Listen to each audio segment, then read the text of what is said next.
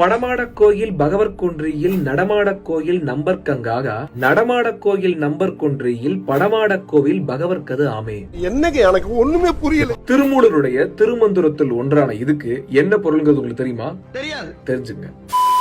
அதாவது ஓவியங்களாகவும் சிற்பங்களாகவும் கோயில்ல இருக்கக்கூடிய தெய்வங்களுக்கு நாம கொண்டு போய் கொடுக்கக்கூடியது வெளியே நடமாடக்கூடிய மனிதர்களாகிய தெய்வங்களுக்கு என்றுமே போய் சேராது. அதே வெளியே நடமாடக்கூடிய மனிதர்களான தெய்வங்களுக்கு கொண்டு போய் கொடுக்கக்கூடியது நேரடியாக கோயில் இருக்கக்கூடிய தெய்வத்துக்கு போய் சேரும் அப்படிங்கிறாரு திருமூலர் இந்த கூற்றின் வாயிலாக. சில பேர்லாம் இருப்பாங்க, பெரிய கோடீஸ்வரங்களா இருப்பாங்க, பக்கத்துல ஒரு 50 ரூபாய்க்கு சாப்பாடு வாங்கி தர மாட்டாங்க, ஆனா கோயில்ல கொண்டு போய் கோடி கணக்கில் கொட்டுவாங்க. அதுவும் சாமி வேலை அப்படியே ரொம்ப பக்தியில போய் செய்யறது இல்ல, எங்கேயாவது பாவம் செஞ்சிருப்பாங்க, அதை ஈடுகட்டுறதுக்கு சாமி டீலிங் பேசி அந்த சாமிகிட்ட கொண்டு போய் கொட்டுவாங்க. பக்தியின் வெளிப்பாடாக சாமிக்கு இன்னைக்கு கோயில்ல போய் செய்யறதை விட வெறும் பகட்டுக்காகவும் சாமி கிட்டே டீலிங் பேசிதான் இன்னைக்கு செய்யறாங்க. அது என்னைக்குமே கடவுளுக்கு போய் சேராது அப்படிங்கிறாரு. இந்த கருத்தை திருமூலர் ரொம்ப அழகா தன்னுடைய வரிகள்ல வெளிப்படுத்திருக்காரு. இந்த மாதிரியான நல்ல கருத்துக்களை கண்டிப்பாக நண்பர்களுக்கு பகிருங்க. நம்ம தமிழ் நமக்கு சொல்லிக் கொடுக்கக்கூடிய அறத்தை நாம தான் மத்தவங்களுக்கு சொல்லித் தரணும்.